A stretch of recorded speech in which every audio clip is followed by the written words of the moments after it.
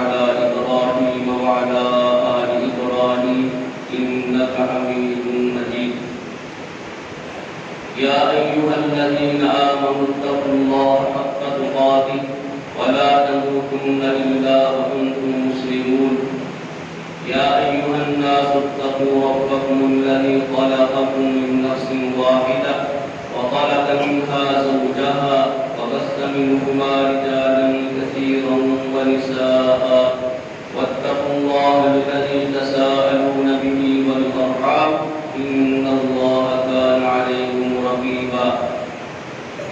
يا أيها الذين آمنوا اتقوا الله وقولوا قولا سديدا يصلح لكم أعمالكم ويغفر لكم ذنوبكم ومن يطع الله ورسوله فقد فاز فوزا عظيما. أما بعد فإن خير الحديث كتاب الله وخير الهدي هدي محمد صلى الله عليه وسلم وشر الأمور محدثاتها وكل محدثة بدعة وكل بدعة ضلالة وكل ضلالة في النار. أعوذ بالله السميع العليم من الشيطان الرجيم. بسم الله الرحمن الرحيم. لن ينال الله لحومها ولا دماؤها ولكن يناله التقوى منكم.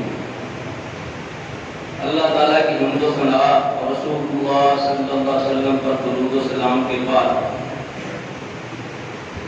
آج کا دن مسلمانوں کے یہاں انتہائی اہمیت کا حامل ہوتا ہے کہ اس دن مسلمان اپنے اللہ کے حضور قربانی کے جانور ذبح کرتے ہیں. یہ اسلام کا شعار ہے. پہلی امتوں میں بھی قربانیاں رہی ہیں. اس امت کا بھی جو ہے یہ شعار بنا دیا گیا ہے. اسے ہر حال میں جو ہے وہ ادا ہونا چاہیے اگرچہ چند لوگ ہی کریں. تو جس طرح باقی دیگر عبادات میں باقی نیک کاموں میں اخلاص ضروری ہے اسی طرح اس عمل میں بھی اخلاص بہت ضروری ہے. اللہ تعالیٰ ارشاد فرما رہے کہ اللہ کو تمہاری قربانیوں کے گوشت اور ان کے خون نہیں چاہیے. وَلَٰكِنْ يَنَالُهُ التَّقْوَىٰ مِنكُمْ. اللہ کو تمہارا جو تقویٰ ہے اللہ کو وہ چاہیے. یہ تقویٰ اخلاص پرہیزگاری ایک باطنی اور پوشیدہ چیز کا نام ہے. اس کا ہم اخلاص بھی کہہ سکتے ہیں. اور ہر عمل میں اخلاص بہت ضروری ہے. اگر اخلاص میں کمی آ جائے ریاکاری کے علاوہ یا کوئی دنیاوی مفاد آ جائے تو سمجھو عمل اللہ کے ہاں بیکار رہ کہاں چلا جاتا اس کا کوئی فائدہ نہیں ہوتا. تو دیگر اعمال کی طرح اس میں بھی اخلاص بہت ضروری ہے. شاید اللہ تعالیٰ نے اس لیے اس کا خاص ذکر فرمایا قربانیوں کا کہ اس عمل میں ایک مسابقہ ہوتا ہے, مقابلہ ہوتا ہے, پرچہ کس میں ہونا شریک ہونا شرکت کرنا ہونا ہوتا ہے. اور ہم دیکھتے ہیں واقعی لوگ اس میں بڑا بھرپور جو ہے وہ جوش و جذبہ ان کے اندر پایا جاتا ہے. تو اللہ تعالیٰ نے اشارہ فرمایا کہ ذرا بچ کے کہیں اس میں تمہاری جو ہے وہ نیت میں فتور نہ خلل نہ آ جائے. اللہ کی رضا یہ سامنے ہونی چاہیے کہ اللہ میرے حکم ہے اس لیے میں اس کے سامنے اپنا جانور میں نے قربان کرنا ہے. اس لیے اس میں خاص اللہ تعالیٰ نے قربانی کے معاملے میں تقوی کا ذکر کیا ہے. تقوی ایک باطنی چیز ہے. تقوی انسان کو اللہ کے سامنے جھکنے, نیک کام کرنے اور برے کاموں سے بچنے پر مجبور کرتا ہے. اگر آدمی نیکی کے کام نہیں کرتا اور برے کاموں سے نہیں بچتا تو سمجھو اس کے دل میں اللہ کا ڈر و تقوی نہیں ہے.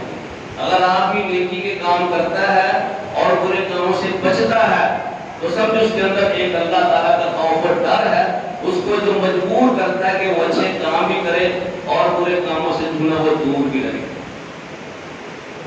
رسول اللہ صلی اللہ علیہ وسلم نے ایک واقعہ ذکر کیا پہلی امتوں کا کہ 3 آدمی سفر کر رہے تھے.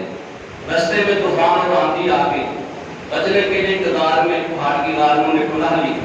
اللہ کی قدرت کے پتھر اتنا بڑا سا اڑ کر غار کے منہ میں آ گئے. انہیں بہت زور لگا, پتھر پیچھے نہیں ہٹا. سمجھے کسی اندر مرنا ہے تو اللہ تعالیٰ سے التجا دعا کرے کہ اللہ تعالیٰ کوئی سبیل بنا دے اس سے نکلنے کی. تینوں کہنے کہ اللہ تعالیٰ سے پھر اپنا کوئی خاص عمل جو ہم نے کیا ہے زندگی میں اللہ کو پیش کر کے اللہ سے التجا دعا کی جائے, اللہ اس مصیبت کو ٹال دے. چنانچہ ایک شخص نے کہا یا اللہ میں نے ایک بار مزدور رکھے کام کے لیے, تو جب کام ختم ہو گیا تو مزدور مزدوری لے کر چلے گئے. ایک مزدور بگڑ گیا, اس نے مزدوری نہیں بھی وہ چھوڑ کے چلا گیا. تو یا اللہ اس کی جو مزدوری تھی نا اس کو میں نے کام میں لگا دیا, اس کو میں نے سرمایہ کاری میں اس کی سرمایہ کاری کی.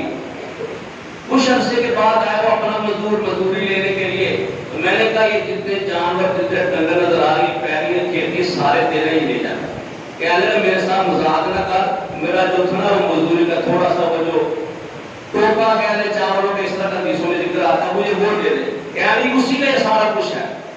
تو کہتا ہے یا اللہ وہ سارا کچھ پیٹ کے چلے اس نے ایک چیز نہیں چھوڑی. تو یا اللہ میں نے وہ کام تیرے رضا کے لیے کیا تھا, اگر تیرے ہاں قبول ہے تو ہمارے رستے سے پتھر کو ہٹا دے. آپ نے شاہر پتھر ہٹا تو صحیح لیکن اس کا زمین تک باہر آ سکتے. دوسرے کا یا اللہ میرے والدین بوڑھے تھے, میں بکریاں چرایا کرتا, شام کو جب آتا تو سب سے پہلے اپنے والدین کو بکرے کا دودھ نکال کے پلاتا, اس کے بعد اپنے بیوی بچوں کو پلاتا. ایک دن میں لیٹ ہو گیا, دور چلا گیا, آیا تو جو تقریر ہو چکی تھی. اپنے حسب معمول میں نے بکرے کا دودھ نکالا, اپنے والدین کو پلانے کے لیے میں گیا تو وہ سو چکے تھے. تو یا اللہ میں نے ان کو جلایا بھی نہیں, ان کے رام میں خلل بھی لائے, اور ان سے پہلے میں نے کسی کو دودھ پینے بھی نہیں دیا کہ یہ میرا معمول ہے, اس کو میں نے ختم نہیں کرنا, اس کو میں نے بدلنا نہیں. اے اللہ وہ صبح اٹھے اپنی مرضی سے, ان کو میں نے دودھ پلایا, وہ خوش ہو گئے. یا اللہ اگر یہ میرا عمل تیرے ہاں قبول ہے تو اس تمہارے سے پتھر کو ہٹا دے. ہم شہر میں پتھر ہٹا تو صحیح, اس کا ریت کے باہر آ سکتے. پھر تیسرے نے ذکر کیا یا اللہ میری چچا کی بیٹی تھی, اسے میرا جو معاملہ طے ہو گیا, اس نے مجھ سے پیسوں کے مطابق اس کو میں نے پیسے بھی دے دیے. تو جب میں برا کام کرنے لگا اس لڑکی نے کہا اتق اللہ, اللہ سے ڈر جا بندے, یہ گناہ کا کام ہے نہ کر. تو یا اللہ میں پیچھے ہٹ گیا, میں نے گناہ کا کام نہیں کیا اور میں نے اس کو پیسے بھی چھوڑ دیے. تو یا اللہ یہ میرا گناہ سے پیچھے ہٹنا, اگر تیرے ہاں پورے تمہارے سے پتھر کو ہٹا دے. آپ نے شاہ پتھر سارے ہٹ کر تینوں باہر آ گئے. آپ اس میں غور کریں, پہلے جو دو بندے تھے اس مزدور کی مزدوری کی حفاظت کرنا اور والدین کی خدمت کرنا, یہ دونوں اچھے اور نیک کام ہیں. اور تیسرے بندے کا برائی سے بچ جانا, برائی نہ کرنا اللہ کے ڈر سے. یہی تقویٰ ہے کہ نیکی آدمی کرے اللہ کے ڈر سے اور برے کام سے بچے اللہ تعالیٰ کے ڈر سے. اگر بندے کے اندر یہ چیزیں آ جائیں تو سمجھو اس نے اللہ تعالیٰ کا جو ڈر اور خوف اس کے دل میں آ گیا ہے, اور یہی اللہ تعالیٰ کو مطلوب ہے. کئی عبادت میں اللہ نے فرمایا لعلکم تتقون, لعلکم تتقون, تاکہ تم پرہیزگار بن جاؤ, کہ تمہارا ایسا ماحول بن دے, تمہارا مزاج ایسا بن دے, تمہارے سامنے کوئی معاملہ اور نیکی کا اللہ کے ڈر سامنے رکھ کر تم نیکی کرو, اور کہیں برائی کا معاملہ آ جائے گناہ کا, اللہ کے ڈر سے وہ گناہ آدمی نہ کرے. تو آج میں قربانی کا سب سے بڑا عمل ہوتا ہے اس دن. اللہ تعالیٰ رسول نے شاہ فرمایا اس 10 تاریخ کو اللہ تعالیٰ کے یہاں سب سے اچھا کام, نیک کام, جانور کا خون بہانا, قربانی کے جانور کا خون بہانا ہے سب سے اچھا عمل. اللہ تعالیٰ نے شاہ فرمایا اس کے قربانی یہ بھی ایک نیک عمل ہے, اور اس کو اللہ صلی اللہ علیہ وسلم جس طرح شاہ اور اسی طرح اس کو ادا کرنا چاہیے. پہلی بات یہ ہے کہ قربانی کا جانور دھوندا ہونا چاہیے. پھر یہ ہے کہ 4 جانور ہیں, گائے, اونٹ, بھیڑ, بکری, ان کے نار ماتا, یہ جانور ہیں. اسی طرح ان کے اندر کوئی ظاہری عیب نہیں, جس طرح تقویٰ پرہیزگاری ضروری ہے اس طرح ان کے اندر ظاہری عیب فرما نہیں ہونا چاہیے. ہر عیب سے پاک ہو, کوئی بال عیب, ناک کٹا, کان کٹا, عجیب بہنگا, لگڑا, جو واضح عیب ہو اس کے اندر نہیں ہونے چاہیے. تو یہ قربانی کا جو وقت ہے یہ عید کی نماز پڑھنے سے شروع ہو کر 13 تاریخ کی شام تک, یعنی 4 دن قربانی کا وقت رہتا ہے. 13 کی شام تک قربانی کی جا سکتی ہے, اور افضل جو ہے وہ آج کے دن ہے. اس کے بعد جو بھی آدمی کرے انشاءاللہ اس کے قربانی کا عمل بھی وہ پھر اللہ تعالیٰ کا قبول ہوگا. یہ قربانی کا جو جانور ہے اس کا قصاب کو جو ہے اجرت میں اس کی کوئی چیز نہیں دینی چاہیے. قصاب اس اجرت میں کوئی چیز, وہ الگ سے اس کو مزدوری آپ دے, اس کا ویسے قربانی کا گوشت دینا چاہتے ہیں کوئی الگ معاملہ, لیکن اس کے یہ عمل قصائی پونے میں اس کو کوئی شاید قربانی کے لیے دینی چاہیے.